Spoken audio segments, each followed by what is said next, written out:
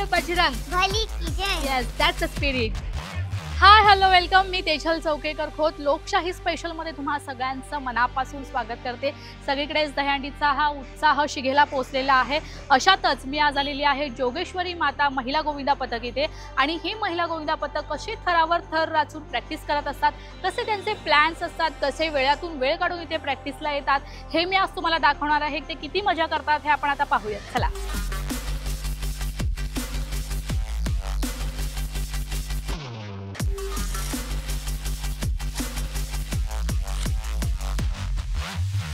तर जोगेश्वरी माता गोविंदा पथक या गोविंदा पथकाचे प्रशिक्षक हर्षाली राणे माझ्यासोबत आहे.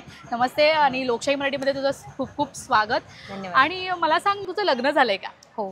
आणि मग हा सगळा तामझाम तू कसा सांभाळतेस? ह्या सगळ्या मुलींचा धुरा, म्हणजे ह्या सगळ्या मुलींना एकत्र करून घेऊन तू ह्या सगळ्यांची प्रॅक्टिस घेतेस, तर कसं जमतंय हे सगळं? सगळ्यात महत्त्वाचं, स्त्री म्हटल्यानंतर आपल्याला हे देवाने उपजतच दिलेलं आहे की आपण या सगळा बॅलन्स सांभाळू शकतो.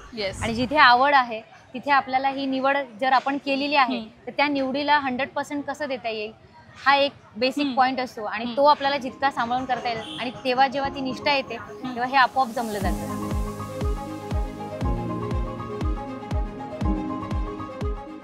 बेसिक म्हटलं तर काही जणींच्या घरून जीन्स घालणं, टी शर्ट्स घालणं आणि एवढी शॉर्ट्स घालून उभं राहणं हेही अलाउड आहे. त्यापुढे आला तो वॉर्मअप, सगळ्यात फिजिकल फिटनेस, आणि त्यानंतर आलं की लेट नाईट प्रॅक्टिस करणं, तुमचं सगळं सांभाळून. मग हा जेव्हा ताळमेळ एकदा त्यांच्याशी बोलून, त्यांच्या पॅरेंट्सशी बोलून, जेव्हा त्यांची परमिशन घेऊन की ओके की हे जमणार आहे, आणि त्यानंतर की एक त्या 100% आहेत, आणि तेव्हा हे आपण जमवू शकतो नक्कीच. टॉपची गोविंदा आहे ती, तिची निवड कशी झाली? कारण ती खूपच लहान आहे आणि तिचा जो उत्साह आहे, तिचा जो चेहऱ्यातला ॲटिट्यूड आहे, डोळ्यातला जो भाव आहे, तो आम्ही सगळा पाहिलेला आहे. तर ही सगळी निवड कशी होती आणि ह्या सगळ्यांची परमिशन कशी झाली? मुळात आता जर मला आवड असेल ना तर माझ्या मुलीलाही कसं प्रेझेंट करता येईल, आणि माझी जर मुलगी भीती असेल तिच्या मनामध्ये आणि आपण तिला कसं पुढे करू शकतो, हा मनवाचा. आता आमची छोटी आहे, तिचं नाव आहे मनवा. तिचे बाबा स्वतः पण गोविंदा खेळाडू आहेत, तर तिने बाबांना खेळताना पाहिलेलं आहे. पण मग तिच्या आईला जेव्हा आपलं लेडीज गोविंदा समजलंय तर त्यांनी स्वतःहून इथे आम्हाला अप्रोच केलं की मला हिला चढवायचंय. पण त्यावेळी मनवा फारच लहान. मग तिला सुरुवात की मनवा तू चढणार का, आणि चढल्यानंतर हो, पहिलं तिचा जेव्हा हो आला ना की हा आता इथे हा पॉझिटिव्ह आलेला आहे, तिला कसं चढवायचंय, मग ते टेक्निक एक एक घेत त्यानंतर तिने दिलेला पॉझिटिव्ह रिस्पॉन्स, आणि आपल्याला कसं तिला चढवून आपले थर कसे योग्य पद्धतीने लावता येईल हा झालेला एक ताळमेळ. आणि त्यातून मनवाचा कॉन्फिडन्स इतका हाय झालाय की ती 6व्या थराला जाऊन ती नेक्यांपर्यंत पोहोचली आहे.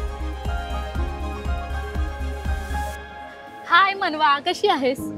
आणि मला खूप छान वाटलं तुला टॉपवर पाहताना, आणि मला खूप मजा आली. तुलाही मजा येते ना?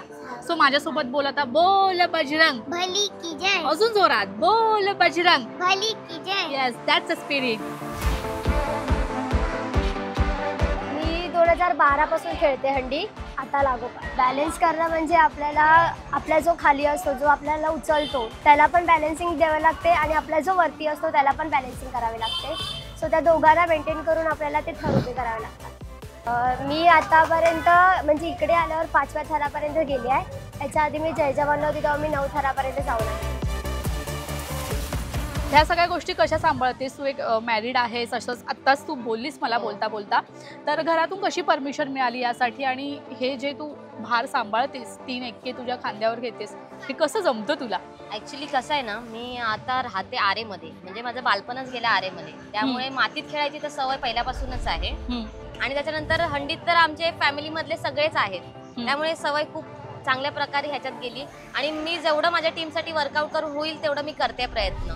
बरं, तू जॉब करतेस असं म्हणालीस, तर जॉब करून घर संसार सांभाळून इथे प्रॅक्टिससाठी कसा वेळ देतेस, आणि घरच्यांचा किती पाठिंबा आहे तुला? तू आता म्हणाली की तुमची फॅमिलीच ह्यामध्ये आहे, तरी सुद्धा तुला कसा सपोर्ट मिळतोय? ॲक्च्युली कसं आहे ना, घरच्यांचा सपोर्ट आहे म्हणूनच मी आज इकडे आहे. जर सपोर्ट नसता तर मला यायलाच भेटलं नसतं पहिली गोष्ट तर. पण घरच्यांच्या पाठिंबामुळेच मी आज इकडे उभी आहे, टाइम देऊ शकते. कारण का तेवढं जाऊन येणं आणि नेणं खूप डिफिकल्ट आहे, तर मला घरच्यांच्या सपोर्टमुळेच मी इथे येते.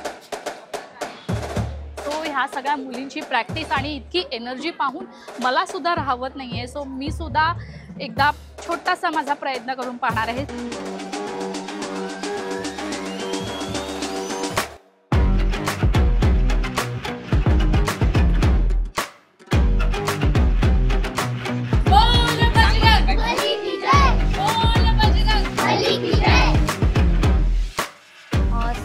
आता 2 पद्धतीने लावता येतात. कधी कधी 2 एक्क्यांनी बेस वाढवून, तर आम्ही जी ट्राय करतोय ती आम्ही 3 एक्क्यांनी ट्राय करतोय. म्हणजे वरती 1, त्याच्यावर 1 आणि त्याच्यावर 1 अशा पद्धतीने आम्ही 6 तर वाढवलेली. 6 वर्षांचा हा तुमचा यशस्वी प्रवास आहे.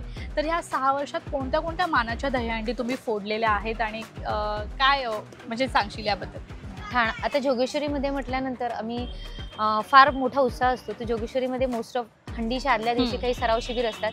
तिथे 4 ठिकाणी आम्हाला हंडी फोडण्यासाठी बोलवलं जातं. आदल्या दिवशी आम्ही तिथे फोडून येतो आणि सकाळी जेव्हा हंडीच्या प्रॉपर दिवशी आम्ही ठाण्यामधल्या शक्यतो जेवढे मोठे ऑर्गनायझर्स आहेत तिथे आम्ही भेट देतो आणि तिथे सलामीचा पूर्ण यशस्वी प्रयत्न करून दुपारी रिटर्न मग जोगेश्वरीमध्ये असतो.